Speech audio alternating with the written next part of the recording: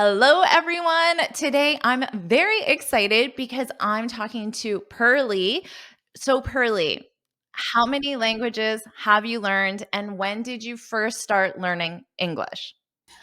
So I'm learning like English. English is my first language that I like started to learn, first foreign language. And then later I learned French, Japanese, Arabic, and Spanish. So that's all the languages that I'm learning and improving right now. And for English, I first came in contact with English around 5 years old. At that time, it was just a lot of like passive input. So I remember like my parents bought like a whole like Disney's story series. So I just listened to them a lot when I was young, very, very young. And that's how I started my English learning journey. Oh, that's amazing that you Yeah. had exposure through just learning English, real content, and you kept going, and Yes. very inspiring that you speak so many languages. Yeah. Now, on your YouTube channel, you talk about a lazy way to become fluent. And I know all my students are very busy and they want results fast. So, can you speak a little bit more about what this lazy way is? Okay, yeah. So my lazy way is basically I try to integrate my language learning into my daily life. So it's not necessarily like a sit down in front of the desk and then open a book kind of session. It's more like, for example, when I'm just like doing household chores, like washing dishes, I listen to like English podcast or any other languages. Or like when I'm like taking a nap, I also put on something as like a background music. It's always going to be like a language that I'm learning at that time. And what else?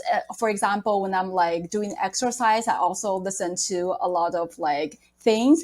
And also, I like to watch YouTube videos a lot. So I also watch topics that I'm really interested in my target language. So that's basically how I try to integrate like language learning into my daily life. So for me, that becomes like a lazy way because it's not really that like a study session anymore. It feels like I'm just like enjoying it, and it's like an entertainment for me. I love that. And Yeah, what a smart approach because, yeah, like you said, we're all busy. We don't have time to just sit down and study for an hour. So you yeah, can do it while you're doing other things. I really love that yeah. approach. Thank Now, you. one thing I noticed about your YouTube videos and what I really loved is that you're very honest about struggles that you still have with languages. Even though you said you've been learning English since you were 5 years old, you speak very Yes, fluently, but yes. you admit that you still feel nervous when you're speaking. So, can you share some strategies that you've found helpful for yourself to overcome those feelings of nervousness?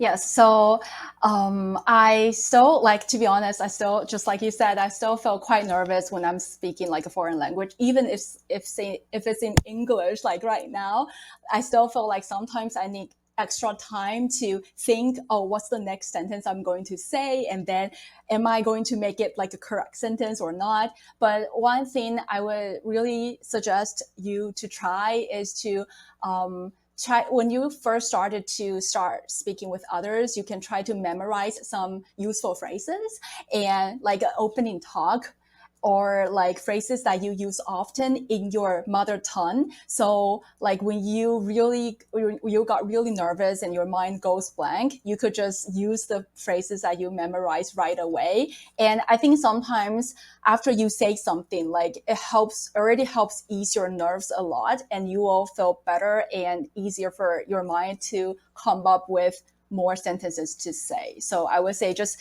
get by the starting of the conversation, and yeah, that might help a lot. I think that would help a lot. Yeah. Yeah, that's great advice. Yeah. And let's make that practical. So Yeah. for English, Yeah. what would be a phrase that you have in your vocabulary that you memorize that you can use when you feel stuck or when your mind goes blank? So for example, if I'm like going to say something, like usually if it's someone that I've never met before, and usually that's going to be the case. And then it's about maybe I would just say like where I'm from and what I'm doing right now. And I would just like imagine people will start be very curious about, for example, I'm a YouTuber right now. So they will be thinking, wow, so what do you do? And then I will started to just like memorize phrases such as, oh, I create videos about the topics of travels and language learning and self-development and things like that. So I think these subjects and topics, like we could imagine in advance, like what would people be curious about and prepare them in advance. And for other things, like for example, like a group of people are talking and like you are just maybe just listening and you're trying to agree with them. So I think I find phrases such as, yeah, I think so too. Yeah, that's so cool. Wow, that's amazing. Things like that to be very useful, because sometimes even if I don't really understand 100% what people are saying, like in the group, I can still say that sentences. And usually it's not going to be a weird sentences that people will find out that you actually don't really know what they are talking about. So I use this kind of techniques to get by like my speaking session with others. That's a really practical tip. Yeah. And for all my students watching, definitely follow this advice. Think of some phrases and write them down, practice them, and then that will help you feel relaxed going into situations. Thank you so much for sharing that, Pearly. That's awesome.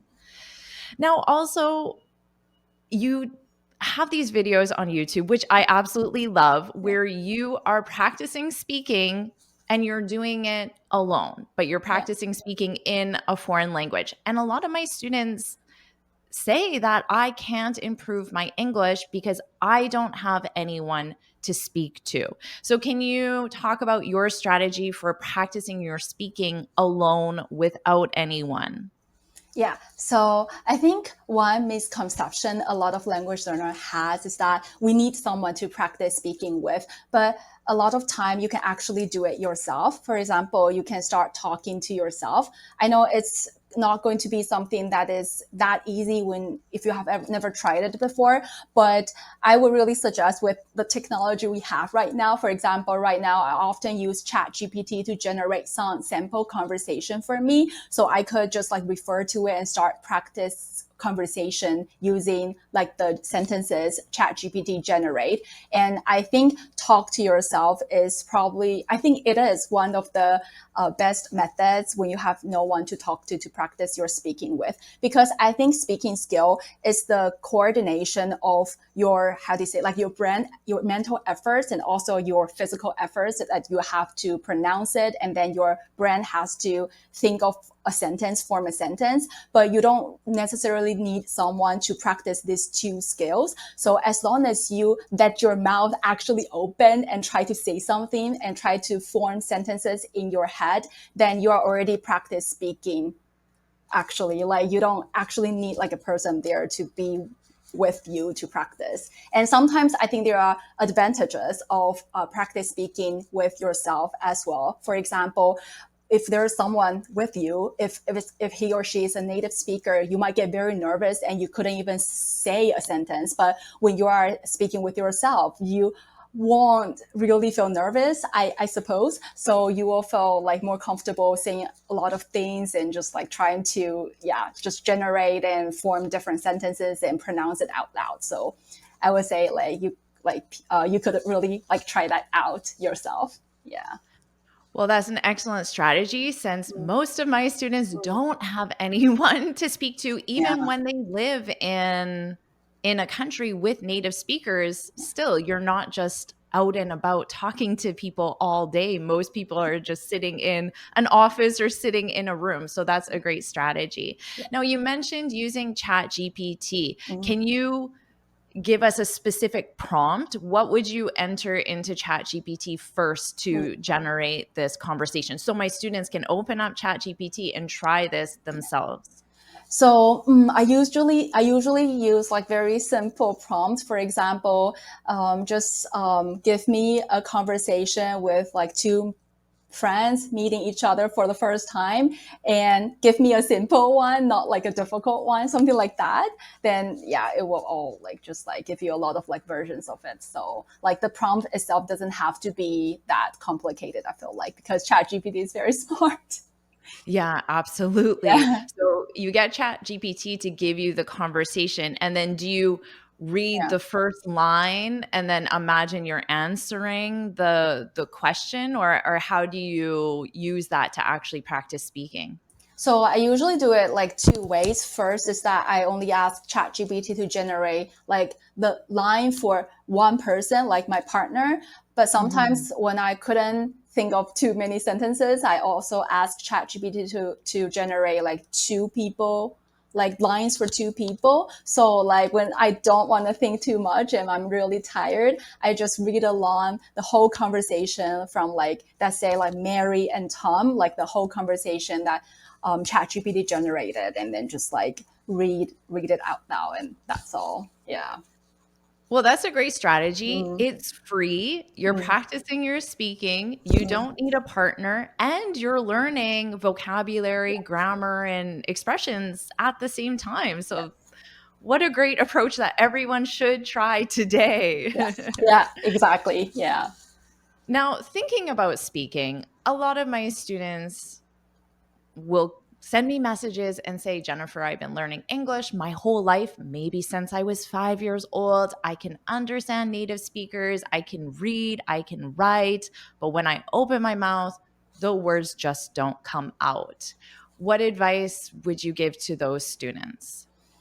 I would say I think most of the time we are really afraid of making mistakes, and it is like mainly because like how we have been taught in school, I guess, because we are asked to take a lot of exams, and maybe you have to say something in front of a lot of people, like in front of your classmates, and when you say something wrong, your teacher will try to correct you. I mean, I think with a good intention to start with, but most of the time it will kind of scare you, and then you will have this like trauma that you don't want to experience this again. So I would say like most of the time when we like couldn't really say something even though we want to, it's because we are afraid of making mistakes. So like later I also experienced that a lot when I'm like in the beginner stage of a language. So I actually like just like push myself and even like give myself a rule that, you know, like today I'm here to make mistakes. If I do not make at least one mistake here, like tonight in this like session, then